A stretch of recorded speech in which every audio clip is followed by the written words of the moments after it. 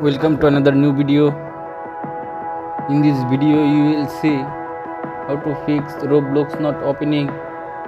Please follow complete the process.